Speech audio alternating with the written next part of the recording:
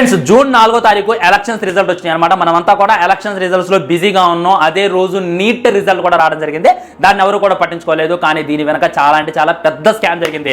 మామూలు స్కామ్ కాదు, ఇప్పటిదాకా ఇండియన్ హిస్టరీలోనే ఎలాంటి స్కామ్ జరగలేదు అనేటటువంటిది అయితే తెలియజేస్తున్నారనమాట. దాదాపు టాపర్స్ గా ఉన్నటువంటి చాలా మంది స్టూడెంట్స్ కనీసం క్వాలిఫై కాలేకపోయారు.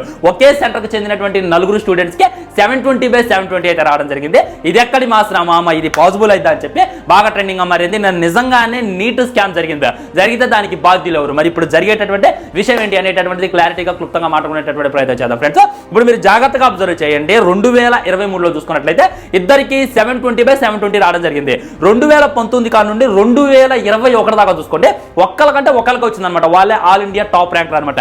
కానీ 2024లో చూసుకున్నట్లయితే దాదాపు 700 మంది కంటే ఎక్కువగానే 720/720 అయితే రావడం జరిగింది. దాదాపు 700 కంటే ఎక్కువే ఆల్ ఇండియా టాప్ అయితే నిలిచారనమాట. ఇదైతే మామూలు విషయం కాదనమాట. ఇంకా జాగ్రత్తగా అబ్జర్వ్ చేసినట్లయితే ఒకే సెంటర్ కి చెందినటువంటి 4 స్టూడెంట్స్ కి 720కి 720 అయితే రావడం జరిగింది. ఇది ఇంకా ఘోరం అనమాట. ఇంకో స్టూడెంట్స్ అబ్జర్వ్ చేసినట్లయితే 718 రావడం జరిగింది. ఇంకొక స్టూడెంట్స్ అబ్జర్వ్ చేసినట్లయితే 719 రావడం జరిగింది. ఇదైతే టెక్నికల్ గా పాసిబుల్ అయ్యేటటువంటి అవకాశం లేదు. ఎందుకంటే నీట్ ఎగ్జామ్ లో ఒక ఆన్సర్ మీరు కరెక్ట్ గా రాస్తే దానికి +4 మార్క్స్ వస్తాయి. ఒక ఆన్సర్ రాంగ్ రాస్తే దానికి -1 మార్క్స్ వస్తాయి.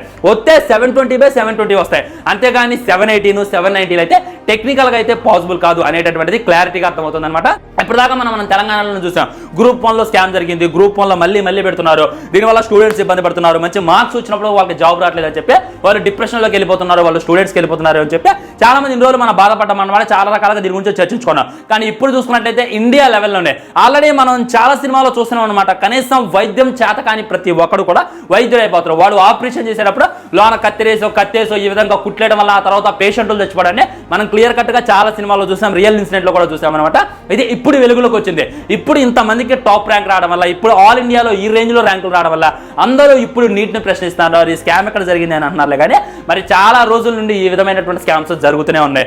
ఏ మాత్రం చేతగానోడు డబ్బులు పెట్టి ఆ వైద్యాన్ని కొనుక్కుంటుండో నీట్ లో సీట్ సంపాదించుకొని డాక్టర్ అయిపోతుండో, కానీ మంచి టాలెంటెడ్ ఉన్న వాళ్ళు తొక్కబడుతున్నారు అనేటటువంటిది క్లారిటీగా అర్థమవుతుంది.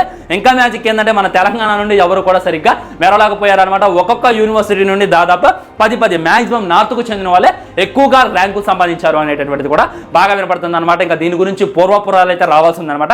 ఇది దరిద్రం చెప్పుకోవచ్చు అనమాట. ఎందుకంటే తినే తిండిలో కలుషితమే ఉంది, వాడే వాటర్లో కలుషితమే ఉంది. అలాంటిది రాసే ఎగ్జామ్ లో కూడా ఈ విధమైనటువంటి స్కామ్స్ కి పాల్పడితే ఎలా? చాలా మంది స్టూడెంట్స్ వాళ్ళ యొక్క బతుకుని పనంగా పెట్టి, వాళ్ళ యొక్క మొత్తం ఎంజాయ్మెంట్ అంతా పక్కన పెట్టి కష్టపడి చదవాలి, ఏదో సాధించాలని చెప్పి ఇచ్చేస్తున్నారు. వాళ్ళని పక్కన పెట్టి కనీసం ర్యాంకు కొట్టడానికి అర్హత లేని వాళ్ళకి, కనీసం దిద్దడో రానుడికి కూడా 720/720 మార్క్స్ చేయడం ఏదైతే ఉందో ఇది హైలీ ఇంపాసిబుల్. ఇది నిజంగా రాంగ్ అని చెప్పి ఇప్పుడు బాగా వినపడుతుంది అనమాట. సో దీని మీద మీ వాల్యుబుల్ కామెంట్ కూడా తప్పకుండా తెలియజేసేటటువంటి ప్రయత్నం చేయండి. దీని వెనక ఎవరున్నా సరే దాన్ని బయటకు తీయాలి. మళ్ళీ నీట్ ఎగ్జామ్ పెడతారా బ్రో అనేటటువంటి డౌట్ అయితే మీకు వచ్చి ఉండొచ్చు. మ్యాక్సిమం మళ్ళీ పెట్టాలి, కానీ పెట్టడం వల్ల దానికి పెట్టినటువంటి ఎఫెక్ట్స్ అప్పుడు స్టూడెంట్ రాసిన దానికి అంతా కూడా రివర్స్ అయిపోద్ది అనమాట. దీన్ని ఇలాగే వదిలేస్తే మళ్ళీ నెక్స్ట్ ఇయర్ కూడా ఇదే రిపీట్ అయ్యేటటువంటి అవకాశం ఉందని చెప్పి ఇంకా క్లారిటీగా అర్థమవుతుంది. మా వంతు నేను చెప్పాలంటే డిగ్రీ ఎగ్జామ్స్ రాసేటప్పుడు ఎంత స్ట్రిక్ట్ గా ఉంటుంది సెంటర్. ఇప్పుడు వేరే కాలేజీ వాళ్ళు ఈ కాలేజీలో పడ్డప్పుడు వాళ్ళని ఒత్తుతారనమాట. వాళ్ళు కనీసం పక్కకు తలకాయ చెప్పినా కానీ వాళ్ళకి వాసిపోతే పేపర్ లాక్కొని డిబారని రాసేస్తారు. తొక్కలో డిగ్రీ ఎగ్జామ్ కి ఎంత స్ట్రిక్ట్ గా పెట్టినప్పుడు నీట్ ఎగ్జామ్ ఎంత స్ట్రిక్ట్ గా పెట్టాలి అనేటటువంటి బేసిక్ కామన్ సెన్స్ మరి వీళ్ళకి లేదా అనేటటువంటిది నేనైతే అడుగుతున్నా. ఇది కూడా అడగండి. మీ కామెంట్ కూడా తప్పకుండా కింద తెలియజేసేటటువంటి ప్రయత్నం చేయండి. బై ఫ్రెండ్స్, మరి ఛానల్ సబ్స్క్రైబ్ చేయండి, వీడియో లైక్ చేయండి, వీలైనంత షేర్ చేయండి. వందే మాత్రం చేసి నమస్కారం.